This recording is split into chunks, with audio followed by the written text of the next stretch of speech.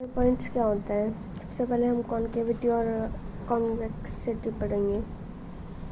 अब अगर पॉइंट के अबाउट दिखना है मेरे को, ठीक है, जैसे यार के यहाँ पे BRA।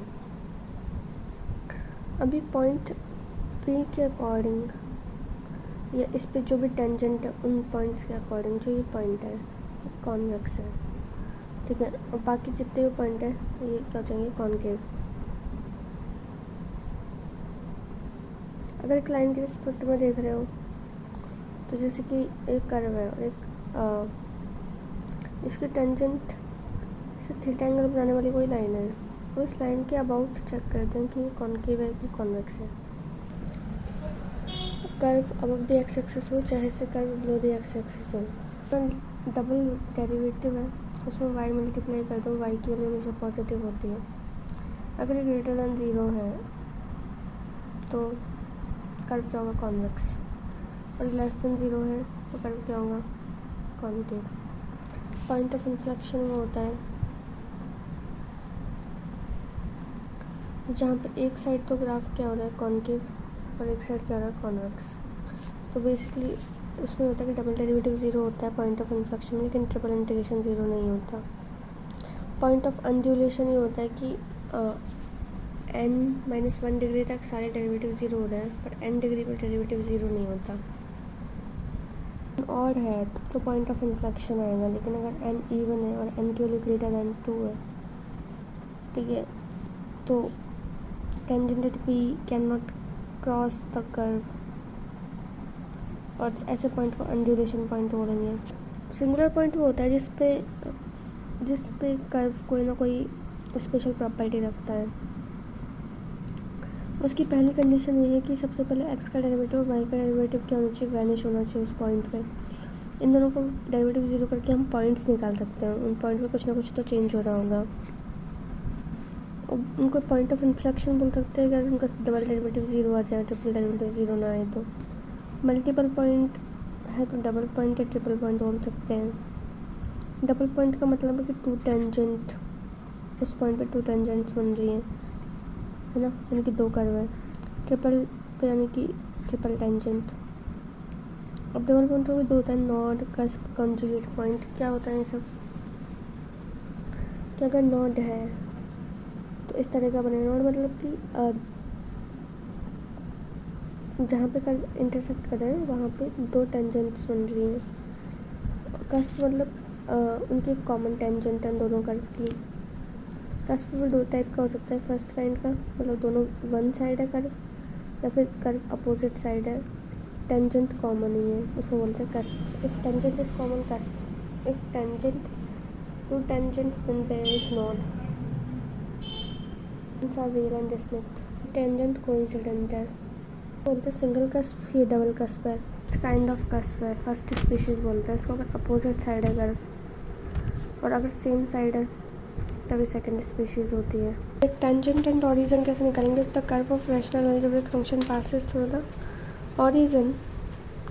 अगर कर्व ऑरिजिन से पास हो रहा है, मतलब ऐसी इक्वेशन इसमें 0 0 रखने पे सब कुछ 0 हो रहा है, तो इक्वेशन कैसी है, ऑरिजिन से पास हो रही है। ऐसे इक्वेशन में लोएस्ट डिग्री टर्म जो होती है उसको 0 के बराबर कर दो, इक्वेशन ऑफ टेंजेंट निकल जाएगी।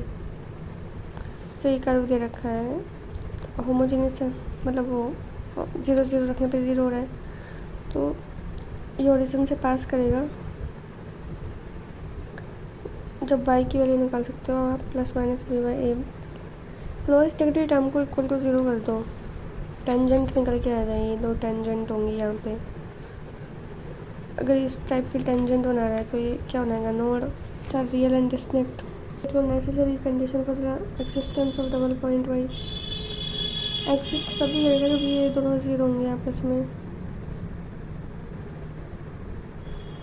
टेंजेंट रियल है कि डिस्टिंक्ट है।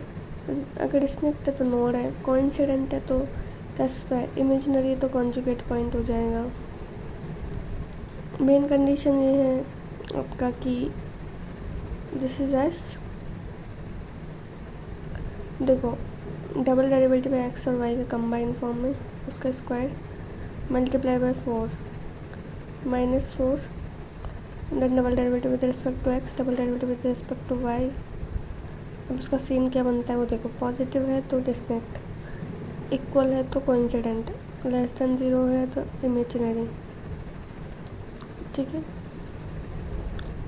इसको फोर हटा दो, डायरेक्ट कर लो, उसमें भी बात ये है कि बड़ा होना चाहिए इससे, और ये तीनों ही चीज़ आपस में बराबर हो जाए और इक्वल टू 0 हो तो double point does not exist. ये nature of cusp at origin.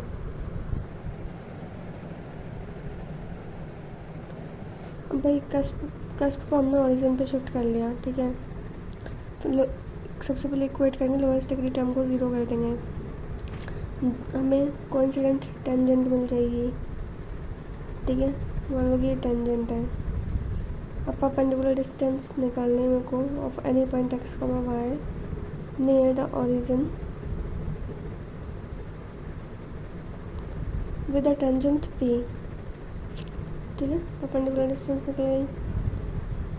अब उसके बाद एलिमिनेट करना है one of the variable x and y को एलिमिनेट करना है फ्रॉम द कर्व से। रिलेशन ये है कि वाई की जगह पी डालो या कुछ ऐसे करके। If the sign of p for the small positive value of x is not same then the cusp at origin will be the first species. The opposite side है, अगर साइन ऑफ पी जो ये है is the same then the cusp will be the second degree, will be right side of y axis. Question देख रही है, lowest degree term को 0 कर दो, स्क्वायर मतलब सेम टेंजेंट बनेगी, सेम टेंजेंट मतलब कोइंसिडेंट टेंजेंट मतलब कस्प होगा यहाँ पे। अभी देखो इसमें मिनिमम डिग्री टर्म क्या है, वाई स्क्वायर, वाई इसको इक्वल टू 0 किया, कोइंसिडेंट टेंजेंट आ गई, मतलब लोएस्ट डिग्री टर्म तो यही होता है यहाँ पे, मतलब कस्प बनेगा। फर्स्ट स्पीशीज़ का बनेगा। क्वेश्चन तो ध्यान ही रखो, अब ये क्वेश्चन दे रखा है, इसमें ये है कि अगर a and b same sign के हो जाते हैं, ठीक है, तो ये नोड बन जाएगा। अदरवाइज ऑरिजिन के अबाउट है ना, ऑरिजिन के अबाउट नोड बन जाएगा अगर ए और बी अपोजिट साइन के, सेम साइन के तो, और अगर ए और बी अपोजिट साइन के ना तो एक कॉन्जुगेट पॉइंट बनेगा। जो भी पॉइंट निकालो नोड कस्प वगैरह वो कर्व पे तो होनी चाहिए कम से कम, कर्व में सेटिस्फाई करवा के देख लिया करो कर्व पे है भी कि नहीं। हम डायरेक्ट वैल्यू डाल के नहीं देख सकते, तो डायरेक्ट वैल्यू डाल के देख लें कि मिनिमम डिग्री टाइम 0 करके टेंजेंट निकाल लें, क्योंकि यहाँ पे जब आप 0 0 सेटिस्फाई करवाओगे तो 13 बच जाएगा, तो ऑरिजिन के अबाउट तो है ही नहीं, इसलिए ऐसा नहीं कर पा रहे। फिर उसके लिए दूसरा मेथड करो, सबसे पहले del f by del x निकालो, ये निकालो, इक्वल टू 0 करो, है ना, वैल्यू निकल के आएंगी, निकल के आएंगे दोनों। पहले पॉइंट पे सेटिस्फाई करवाना कि भाई उस कर्व पे भी सेटिस्फाई हो रहे हैं कि नहीं। तो यहाँ पे एक पॉइंट ये आता है 5 3/2, वो आता है 3/2, तो 3/2 सेटिस्फाई हो जाता है। 3/2 पे जब आप इसकी वैल्यू निकालोगे फंक्शन की, निकालो जो आपका एस टर्म है उसका स्क्वायर इससे तो बड़ा हो रहा है, तो ये एक नोड है, इक्वल आता तो कस्प हो जाता, लेस आता तो कंजुगेट पॉइंट बनता। डायरेक्ट ध्यान रख लो, जैसे कि आपका इन हाइपरबोला टाइप का है, ठीक है, देखने पे इसकी डिफरेंट टेंजेंट होती है, नोड बनेगा, ठीक है। अब ये होमोजेनियस है तो लोएस्ट डिग्री टर्म क्या बनेगी यहाँ पे, एक्स बराबर plus minus y conjugate point है, लोएस्ट डिग्री टर्म क्या है वाई स्क्वायर इक्वल टू 0, क्या बनना चाहिए, सेम टेंजेंट है कस्प, ऐसे यहाँ पे लोएस्ट टर्म क्या आएगी, ये नहीं बचना चाहिए, लेकिन उसके लिए फोन आता है लोएस्ट डिग्री टर्म में से भी 0 बनेगा यहाँ पे 1,0 पे। इसका आप देखोगे ये बड़ी इक्वेशन आ रही है ना, ये नोड आ रहा है इसमें डायरेक्ट, ठीक है, ये होमोजेनियस वाली दिखा देती है जब इसमें निकलता है कॉन्जुगेट या फिर कस्प, इसमें तो नोड ही निकलता है, ऐसा कुछ नहीं, इसमें कस्प निकला है ध्यान से, तो ये एक्स बराबर प्लस माइनस से आएगा, तो विच इज़ नॉट। देखो इस इक्वेशन में अगर ए की वैल्यू पॉजिटिव हो जाती है नॉड है, ए की वैल्यू 0 हो जाती है कस्प है, ए की वैल्यू नेगेटिव हो जाती है कॉन्जुगेट पॉइंट है। पहले बता दिया कि अगर ए और बी के साइन सेम है तो नॉट बनेगा, और ए और बी के साइन अपोजिट है तो कॉन्जुगेट पॉइंट बनेगा। तो ये वाला भी बढ़िया है। अगर यहाँ पे देखो नॉट के लिए ए हमेशा ग्रेटर होना चाहिए बी से, स्क्वायर वाला ना। कस्प के लिए ए बराबर बी होना चाहिए, कॉन्जुगेट के लिए बी बड़ा होना चाहिए। बनाया हुआ है इसमें पॉइंट ऑफ इन्फ्लेक्शन 0,1 भी यही सेटिस्फाई कर रहा है इसको। वैसे सेटिस्फाई पे भी कर रहा है but this is more significant. ये फोलियम दे रखा है, has origin at node, minimum term tangent के लिए एक्स वाई बराबर 0, इट रिप्रेजेंट नॉड। तो कर्व दिस दे रखा है, मेरे हिसाब से कॉन्जुगेट पॉइंट होना चाहिए था, पर नॉड दे रखा है। वो 0 करोगे तो एक्स स्क्वायर को कॉन्जुगेट पॉइंट होना चाहिए। X of the point of inflection of sine x plus cos x 0 से पाई के बीच में, 2 पाई के बीच में से मिलता है 3 और 7 दोनों पर नेगेटिव वैल्यू होती है अगर आप नोटिस करो तो ऑरिजिन कैसे करते हैं, जैसे कोई भी टर्म इस टर्म में दे रखी है, अब इसमें तो ओपन करना बड़ा मुश्किल होता है कांस्टेंट टर्म में, तो उसको ऑरिजिन मान लेते हैं। जैसे वाई एक्स -2 को x मान लिया, बिग एक्स है ना, y-1 को स्मॉल y मान लिया, तो ये स्मॉल y की जगह y+1, इस तरह से इसको शिफ्ट कर लिया। अब यहाँ पे ये देखना आसान हो गया कि लोएस्ट टर्म कौन सी है।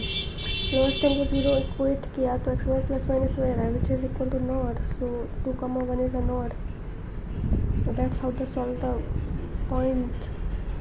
करना चाहो तो डायरेक्ट कर सकते हैं शिफ्ट ऑफ ऑरिजिन से। भाई ये क्या जाएगा, वाई स्क्वायर इस साइड हो जाएगा, इसका 5 - 9 lowest degree term y square -9 हो जाएगा। करना पड़ जाए तो कस भी बनता है। पॉइंट ऑफ इन्फ्लेक्शन पूछता है तो पहले dy/dx निकालो, फिर इसका डबल डेरिवेटिव करो, इसको इक्वेट करो 0 के बराबर, तो एक्स और वाई की वैल्यू निकल जाएगी कुछ ना कुछ।